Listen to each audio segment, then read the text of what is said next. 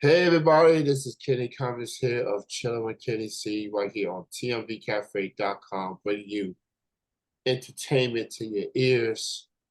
My guest at this time is a recording artist that currently resides in Nashville, Tennessee. He's a singer, he's a songwriter, and he's just a man that's just destined to do incredible things. His recent full-length album was called Set Fire to the Night, came out in 2021.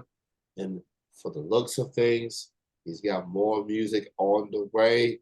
I am joined with Dylan Jakobsen. He is with me right now. How's it going, man? Hey, it's good to see you, man. Thank you for having me on. Great to have you on this Thursday on this live show and to get to know you and your journey and to see what you have on the horizon next. Uh, so before we get into the now, we get into what you have in store in the foreseeable future, talk about how your music career got started. How did your journey begin? Oh boy, we're going way back to Oh yeah, the days of childhood here. So I started playing guitar when I was 8, and honestly, like kind of fast tracking through the story here, like yeah. I fell in love with it from the very beginning, and I started writing songs when I was 12, played in bands all through school, and by the time I graduated high school, I was all in. I just wanted to tour and play shows everywhere I could, and for the last decade, I've been putting out music and touring all over, and sharing my music and my passion for storytelling and music with as many folks as I can. So yeah, that's me in a nutshell, man. Just making music and letting it be heard by as many people that want to listen. So prior to the pandemic, Yeah, and the keywords are prior, yeah, you went on quite the tour, 108 stops radio tour, yeah. where you traveled all over the country. It seems like uh, very few days to rest in between. Talk about that tour, man. How did it feel going through that tour, going from city to city, state to state, getting getting different people, different walks of life. What was that experience like going on a very lengthy tour like that? Yeah, it was pretty incredible. Incredible. Like those are some of the best memories I have of being out on the road.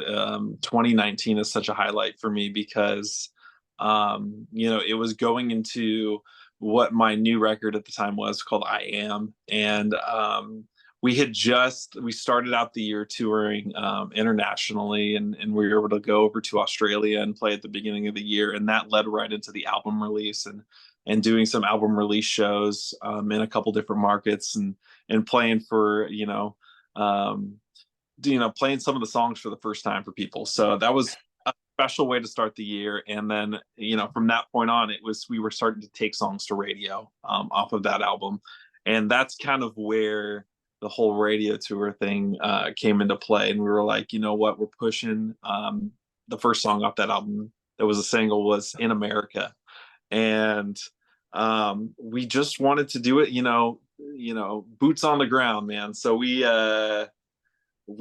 hopped in a minivan. We rented a minivan from Hertz, and we literally drove the country. And you know, going back to the song title, like that's what the song is about. Is getting out on the road and experiencing all these different walks of life. And so we were able to do that through that song. And it was pretty incredible to live such a fast paced and so rewarding um, journey those couple months out on the road and watching the song climb and being played at radio stations. And it's definitely a highlight for me, for sure. So here's my question about the van. Okay. All that mileage Yeah. and all the bodies that Yeah. was inside that van. for a very extended amount of time. Do you still have the van to this very day? Okay, so for the radio tour itself, we Yeah. actually made a rental. So the rental on the radio tour, because it was just two of us during the radio tour, Okay. and so that was great because we had all the space, and it was arduous, man. We were out there for a while, so I if there was a whole van full of people on that, man, that thing would um that no, but for real, that gave us that that was the one time in my life where I got to say I was a Hertz President's Club member. I um, hope they were a sponsor for that tour, you know. yeah, man, it was good. It was great. We were able to get some really fun rental cars out of it after that. But we do have a tour van that I have had. This is my second tour van now over the years, and we've had that one probably since 2015. I think was when we bought it, and oh yeah, so many bodies, man. It's a 15 passenger van. We got the 15 passenger van and the big trailer pulling that holds all the gear behind it. And so it's nice, there's seven of us out on the road when we're playing full band shows. And so um, being a 15 seater, it's like everyone pretty much gets their own row in the van, Yeah. which is nice. You get, as much as much space as you can. Yeah. I feel for the ones with the long legs, the tall people, Yeah.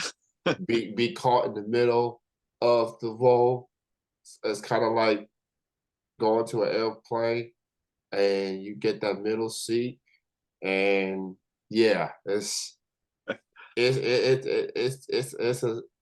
takes a toll Yeah. on said individuals. Um, I'm 6'5". My legs are pretty long. I like to be on the side. I don't like the middle seats at No, no, all. no, we don't want none of this. I get on an airplane. I don't know about you, but I gotta have the aisle seat, man. I Yeah, I I get so restless. I gotta get up on the planes, just stand up for a little bit. I like the space, so I'm sure. Are you an aisle seater? yeah, Yeah, yeah. yeah, I got to like middle seats. That ain't for me. Maybe if I wasn't so tall, I would settle for the middle seat. But yeah, my legs got to stretch a little bit every now and then, some way, even if it's just for a brief moment. Like they gotta spread out yeah. sometimes. They got to be legs. They got Yeah, to do things. yeah. Like oh man, I'm not a very flexible person. It's not at all. Uh, so man, I'm joined with the incredible Donald Jakobsen here. So had some fun in the past, Mhm. reminiscing some good times. Um, so what do you have on the horizon now? What do you have coming up that your fans, your peers, your supporters need to keep an eye on? Absolutely. So 2024 has been a wild year this far. I got married back in January, and so right off the bat, this is a highlight year for me. Um, but I wrote a song at the beginning of the year for my now wife, and that is coming out on April 12th, which at the time we're recording this is about a week from now, next Friday. And so I've been teasing it a little bit on social media, as we do, and I'm so excited to see what this new chapter, because this is the first of a stream of new music for me coming up here, and it's the first since the last album in 2021, Set Fire to the Night. So with the new song and the new songs that are coming with it, I'm excited to share this new chapter with the fans out there, and you know see where this journey takes us, man. Yeah, so congratulations on the marriage. Thank you. That's pretty awesome. So yeah, 2024 definitely has been a very active year for you.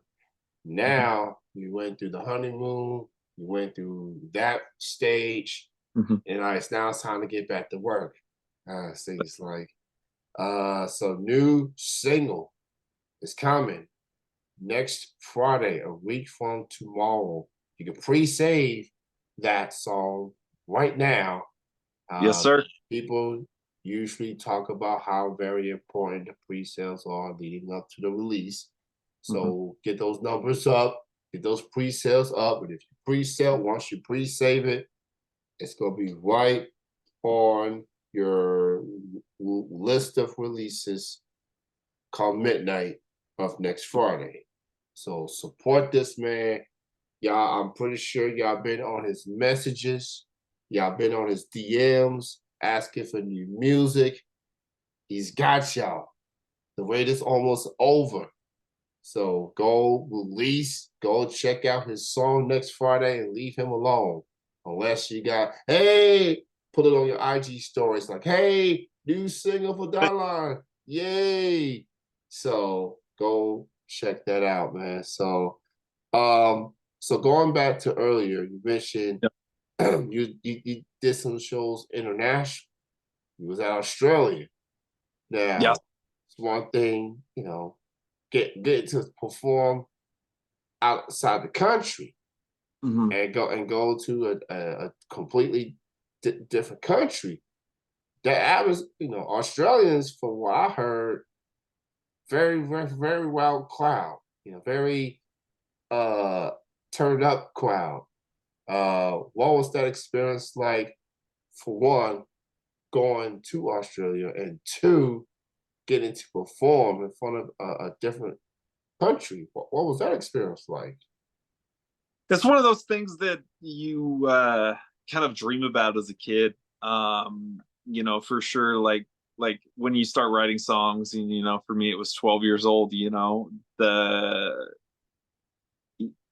it's hard to imagine your song reaching these different parts of the globe and being able to, travel to these different places because of your art. And I think that has always been right there in the back of my mind is something that I really hold dear is that music has allowed me to travel to these different places. Now getting to Australia, it's quite the trek over there.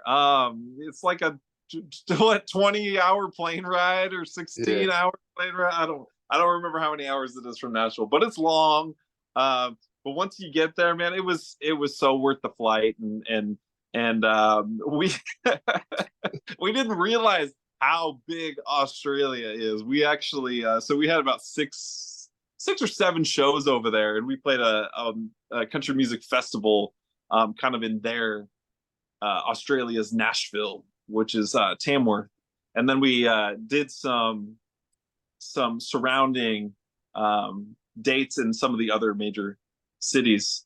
Um, Not realizing that maybe we should have flown and not drove the entire country of. Now we didn't go all the way to Perth, but we did. Some of those drives were good. We drove through the outback.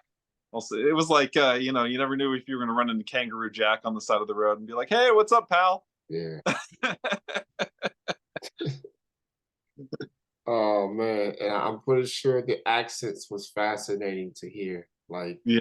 Oh good, yeah, they were a good. blast. Something I learned about the crowds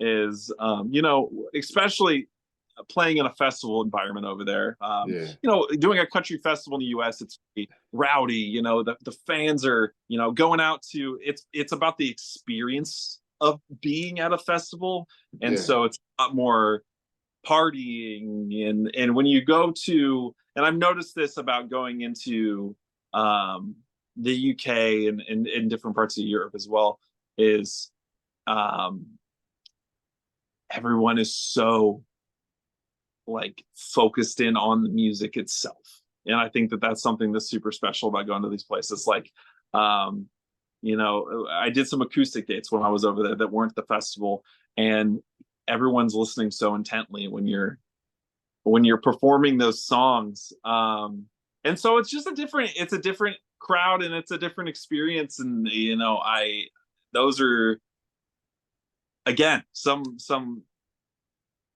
very memorable and highlightable experiences in my career thus far. That has to be a good feeling for you Yeah. as an independent artist going to a completely different country for the first time, and you got Australians like we gonna listen to this guy. We're gonna listen to him. We're gonna see what he's all about, Yeah. and and for the looks of things, they definitely enjoyed the set, getting real rowdy and everything. And good job, mate. Uh, that that's cool. That's a cool feeling. Like getting the hometown love. That's satisfying itself. But man, you go to a different country for the first time and you performing your music, and the international crowd's walking with that. I mean, yeah, Yeah, it was a special moment. yeah, that was definitely a special moment, and it's just one of those reminders, like why you doing this. Sometimes you need a reminder as why you doing this, and then days like that, moments like that, it's just a reminder why. So, like it's your music is going to the masses. Yeah. So that Australia, they love Dylan Jacobson. So that's that was special, man. So check out the new single next Friday, April 12th. Please save it right now. So you got the new music on the way. You got a lot in store. The weather, we're gonna get there. Still a little cool, still a little, cold here and there. With early spring, we'll go through this phase. Yeah. Go through the lingering winter, and then we'll get to spring, like the 60, 70, consistent 60, 70-degree weather, man. So how excited are you about this new music that you're about to release, that these upcoming shows and everything else you got on the horizon in the coming weeks and months? Yeah. Again, so the new song All of Time, that comes out next week. We were able to perform it for the very first time last week at Whiskey Jam here in Nashville, which is kind of a big showcase that has been going on here for the last over a decade now. It's kind of a sacred, one of those things that is like part of the special Nashville experience is playing a Whiskey Jam.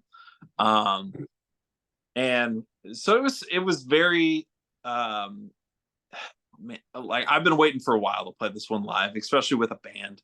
Um, and so again, it felt so good to kind of unveil that song in a live setting, and I'm just looking forward to playing it over and over and over again going forward. It's like, because it's such a special song to me. It holds um, such meaning. That now that I'm a married man, I wrote it about my wife, and I'm just excited for the next chapter, and what that brings. Time will tell. We're excited to see where this thing takes into fruition throughout the next couple months in 2024, and getting out some new music for whoever wants to listen. Yeah, absolutely, man. You can follow Dylon on Instagram at Dylon Jacobsen. Now, no, the spelling of the last name's a bit different. So it's Jakobsen. Yes, sir. And Yeah, so J Cole Spin. So Dylan, it's so yeah, with Yeah. A and an E. I didn't pick it, you know. I just woke up one day and that was my name, and I guess I'm just rolling with it. Yeah. Just rolling with it, man. But hey, check out the single All of Time, April 12th. Please save it right now. Dalan, great chatting with you on this program. Thank you so much for the chat. Congrats on everything up to this point, and looking forward to hearing this new single, April the 12th. And thanks for your time, man. Continued happiness and success. Thank you, Kenny. I appreciate you. All right, man. You have a good night. Enjoy the rest of your week. You too. All right, take it easy. All right.